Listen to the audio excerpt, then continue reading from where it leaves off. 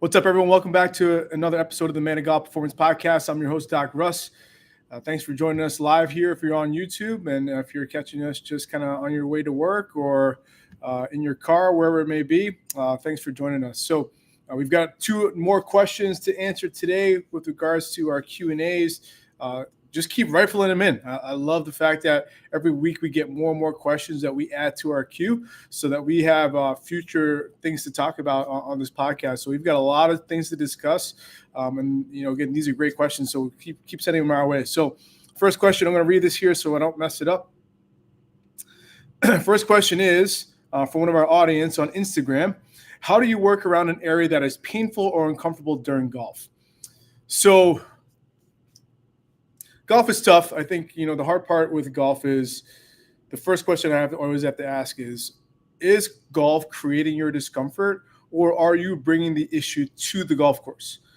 Those questions are really, really important because not all the things that you experience, the aches and nagging issues that you might experience with golf are actually coming from golf. You might be having those with day-to-day stuff, or you might be having those throughout the day that you really don't notice, and then all of a sudden it expresses itself more when you then swing the golf club. So the number one question is, are you experiencing this strictly just from the golf swing, or are you experiencing some of these issues throughout the day, and then when you play golf, it becomes worse? Those are things I would always ask first. Number two is we got to find the source of the issue.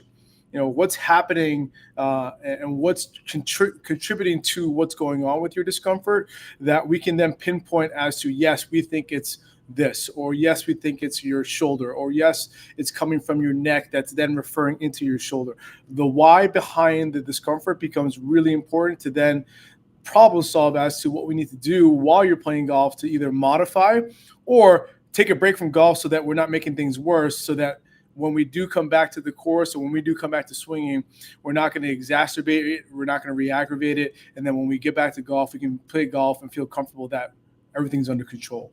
So again, finding the root source of the issue becomes really important to be able to then have a better conversation as to what we need to do and navigate around or modify around the issue that you're experiencing.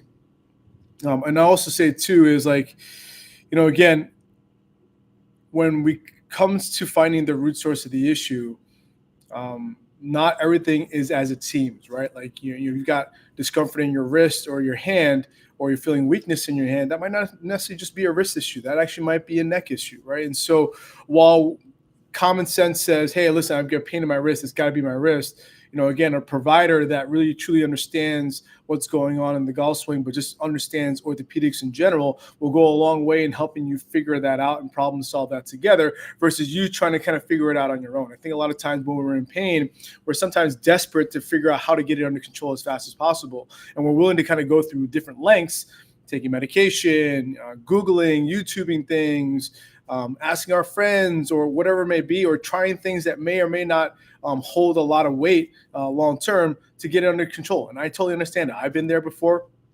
I've experienced pain where I just want it to go away, especially if you're playing golf.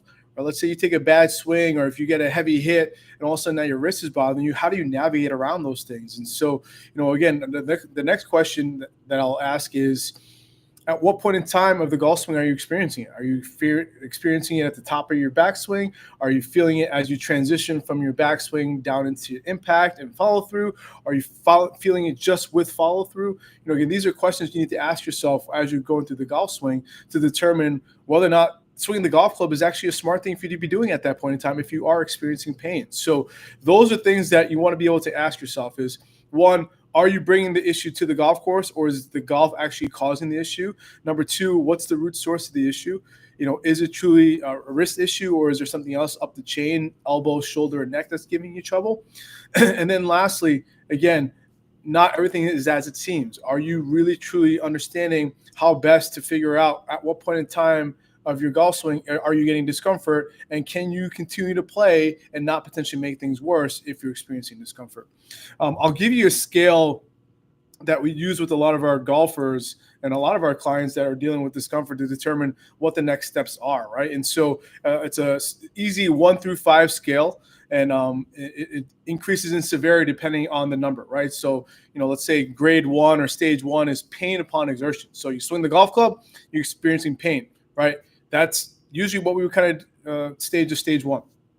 Stage two is pain at rest. So this is like, let's say, just sitting in a chair, kind of hanging out, watching TV. You're experiencing some of that discomfort that's kind of in the background. Um, and it's not really kind of affecting your day-to-day stuff, but you are noticing it with just kind of hanging out and doing nothing.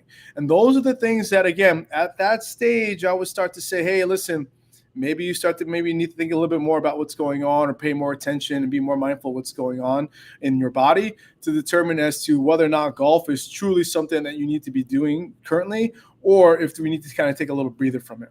Stage three is pain with just day-to-day activity, activities of daily living. So that's going to pick up the garbage, that's going to mop, that's taking the laundry or picking up a laundry basket. Those things that you're doing from a day-to-day standpoint, if you're experiencing pain with that, that's when I honestly would strongly suggest that you need to go see a provider.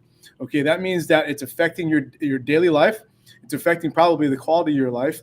And at that point in time, you can't wait too much longer for it to get worse, right? Because it probably will get worse if you continue to try and put it off. So again, stage one is pain upon exertion. Stage two is pain at rest. Stage three is pain with day-to-day activities. Stage four is pain you take medication for, right? So a lot of times people are quick to go to, taking ibuprofen or taking Tylenol or taking something over the counter to help just kind of take the edge off and get that pain under control. And I will say this: if you are, let's say, stage one, you're listening to this staging, you're saying, hey, listen, I've got pain when I swing the golf club, so I'm going to take ibuprofen for it. You're immediately now at a stage four.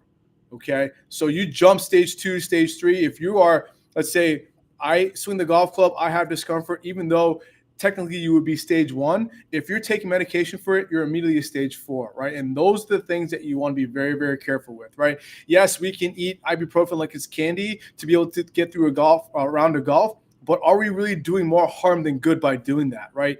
You could be feeling good while you're in the golf course, right? But if you're taking medication, or let's say, having a couple of cocktails to help kind of, calm the discomfort down, you're not really get a true sense as to what's happening with the body, and then potentially making more irritation happen while you continue to play or even after the fact. So, again, that's the stage four that we're talking about. Is if you take medication, you're immediately at that stage four, and that is a slippery slope that you want to be very, very careful that you try and kind of cross when it comes to dealing with pain when you're playing golf.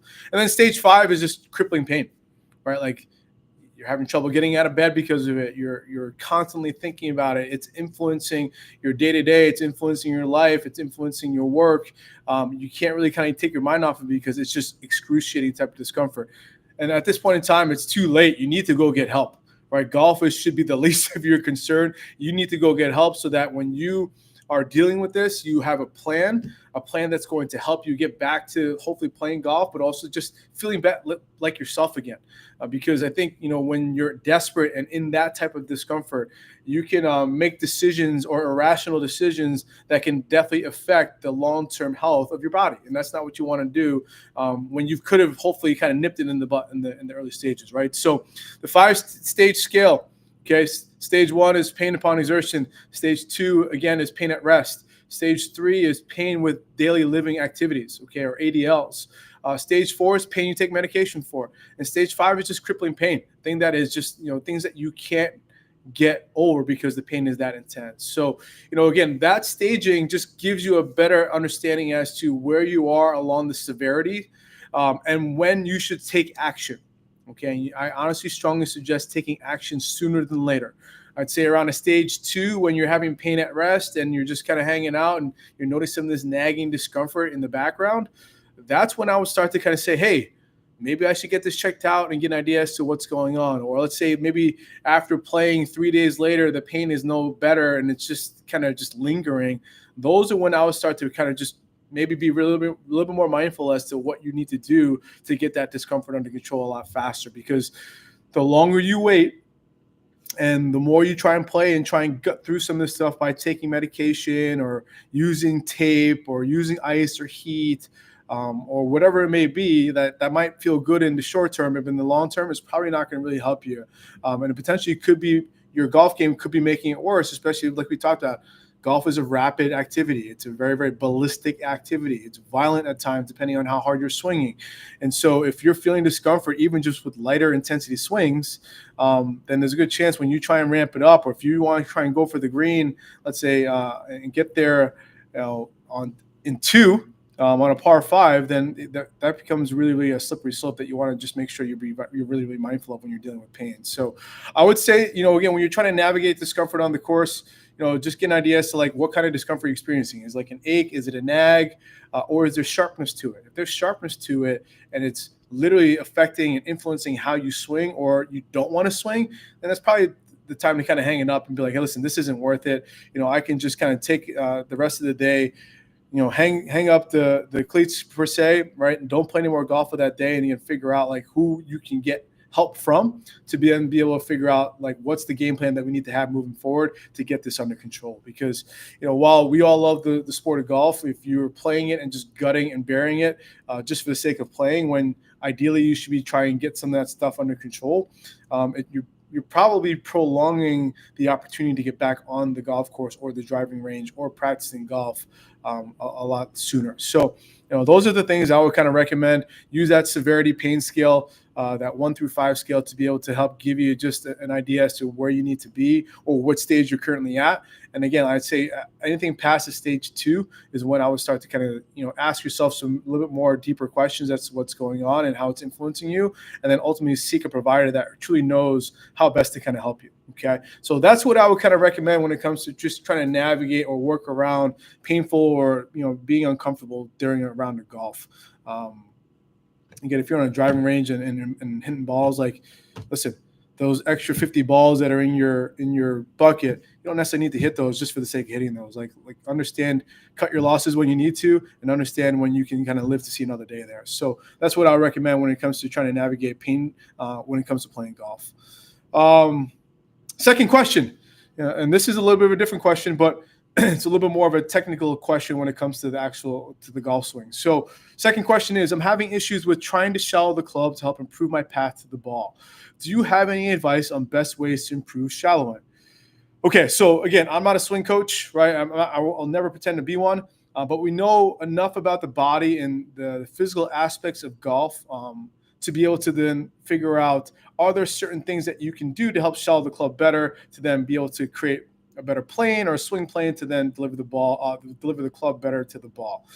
So usually when someone asks me this question, it's because they're probably coming over the top or they're too steep, right? So when someone wants to be able to shallow the club, and I'm showing this here live on the video, but again, when your arm, let's think about like your trail arm, if you've got your elbow up like a baseball swing, your shoulder isn't too much what we call internal or inward rotation. And so sometimes when you have too much inward rotation, that can create too much steepness in your golf swing, which then can lead you to become over the top. And then you have this kind of either very, very slicey type in the outswing, or you get this strong kind of hook because you're trying to kind of recorrect the face at impact.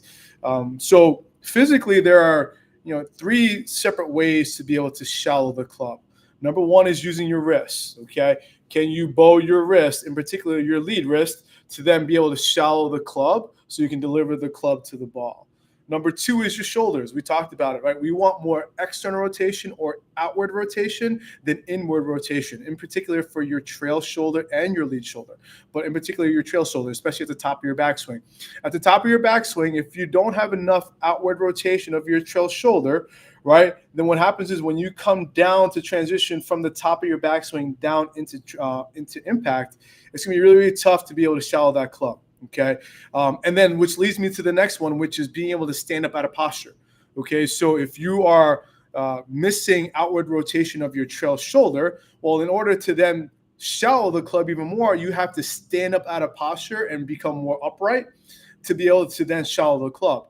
You know what that's called? That's called early extension. Okay. And that's something that, again, we don't want to trade one swing characteristic for another, right? We don't want to have a lack of trail shoulder outward rotation then create early extension because we're trying to shallow the club, right? We're unwilling to sacrifice, one thing for another. Those two things in combination is a bad combination. So those are the three ways we would normally typically try and shallow the club: is using your wrist, and again, bowing the trail, bowing the lead wrist, or cupping the trail wrist, outward rotation of your trail shoulder, or standing up out of posture to then be able to get the club slotted in the right plane to be able to then deliver the club.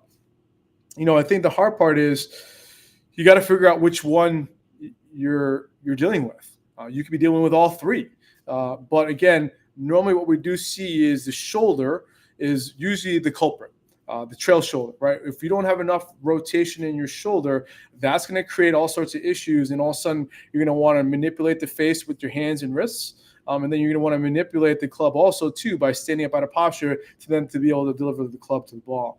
The problem is when you stand up out of posture, you actually increase the loft and you actually reduce the amount of compression you're actually getting on the ball. Right. So again, you're not de-lofting the club anymore. You're actually creating more loft, which again, you want to be able to create compression to be able to really kind of create that speed and power and distance that you're looking for. So if you're trying to shallow the club and you're unable to physically get in certain positions to do so, then it's going to be a really, really uphill battle to be able to figure that out. So, and again, I would look at finding a provider or looking at screening your wrists, right? Looking at wrist flexion and extension, right? Looking at rotation, but also deviation. Those are the motions or planes of motions we'll look at in the wrist. We'll look at shoulder, what we call external rotation, to see how much outward rotation you have in your shoulder in both the lead and the trail shoulder. We do see that it's a little bit more common that people struggle to shallow in their trail shoulder just because they can't get that arm to kind of get into that back position in their backswing. And then two, obviously, like if you're early extending, we've talked about early extension before, where again, it might not be an upper body issue, might be a lower body issue, like the lead hip or something like that in terms of rotation. So, when it comes to shallowing the club, I would first work on trying to kind of regain either mobility or control in your shoulders, be able to then understand how to be able to position the wrist so that as you deliver the club, you can maintain wrist structure so you can compress the ball, right? And not then all of a sudden create too much loft because you're just kind of flipping at it. And then lastly, too, the reason why we're talking about lead shoulder outward rotation is because as you deliver the club at impact and then through follow through, your hand should rotate around after impact. And then as you follow through and finish, your hand should rotate around. Okay. And if your lead shoulder isn't able to get into that outward rotation as you follow through, sometimes you can do what we call that chicken wing, right? So now instead of delivering the club, extending, maintaining wrist structure at impact, and then coming through and following through, sometimes if we don't have the ability to rotate outwardly that lead shoulder, then sometimes we have a tendency to chicken wing, right? So you can see how one little thing physically can create a cascade of all different swing characteristics that we don't want, right? We always kind of talk about, can you limit how many misses you're experiencing in your golf swing, okay? If you have one miss, cool. But if you have multiple misses and all of a sudden your shot dispersion is all over the course and you're spraying it everywhere, that's not what we want. That's a frustrating place to be when it comes to your golf swing. So I would say for those that are looking to try and shallow better, right, look at your trail shoulder external rotation or outward rotation. See if you've got enough mobility there. If you've got the mobility, then does that mobility then be able to then help you shallow the club as you transition from your downswing? If you don't have enough mobility, regain that mobility, regain that strength and stability at those extreme ranges of motion, and then get the reps in when it comes to swinging the golf club. And then ultimately, like we talked about, look at wrist, look at shoulder, and then look at, again, ultimately just trying to stay in posture as much as you can to then create space as you come down into your downswing. So that's what I would recommend when it comes to shallowing. Obviously, I'm a physical performance coach, right? I'm a physical therapist, and I look at things a little differently when it comes to the body versus the technical aspects that a swing coach might look at. But again, there should be some overlap with regards to both of those, right? The swing coach will look at that as well and be like, hey, listen, if you're not rotating the shoulder enough in that backswing, that trail shoulder is going to kind of, the elbow's going to kind of pop out a little bit, like you've got, like you're swinging your bat versus the golf club, and that's not a great place to be when it comes to trying to solve the golf club. So again, look at wrist, shoulder, posture type stuff when it comes to trying to shallow the club. But my first place I would look at is shoulder rotation. Look at the shoulder. If you can get the shoulder cleaned up, in most cases, it'll help kind of clean up the way you can kind of shallow the club to the ball. So really good questions. I love these questions. I love being able to kind of explain what I'm looking at. So hopefully you guys, as you're kind of listening to this podcast, can kind of hear, what is needed to be able to get you into a better position physically to then be able to be more consistent with your golf game. Because ultimately your body, like we talked about, your body is going to be the number one thing that you should look at first when it comes to being able to make swing changes. Okay. If you have certain swing characteristics in your golf game, you should really look at your body to see what your body is able to do and then match up your swing to what your body is physically able to handle. If it's not able to handle certain things and you're trying to force the issue, you might be creating more discomfort. And then all of a sudden that discomfort, then you're bringing to the golf course, like we talked about in the first question. So I think it's really, really important, get screened or screen yourself, figure out what makes the most sense and where you can kind of, kill two birds with one stone, as opposed to like looking at, step by step by step. Yeah, I can change all of these different things, but if I can kill three birds with one stone by looking at one thing, that's kind of the way it goes. So we appreciate these questions. Keep them coming. Like I said, we're going to be here every week, YouTubing this live for the people that are joining us here live. Thanks again. But ultimately, too, if you haven't subscribed to the podcast, please do so that we can deliver this content to you, deliver this information to you, because these are questions that, again, are coming directly from our audience, and hopefully they're probably questions that you're probably asking yourself or maybe have asked yourself in the past, and we want to be able to answer that so that you can use that and then hopefully implement a strategy or a plan to be able to kind of improve your golf game for this, for the next time you're playing golf. So, let us know when you have any questions about what we can do to help your golf game, and then let us be a resource for you on your golf journey so we can help with your performance. We'll talk to you guys next time.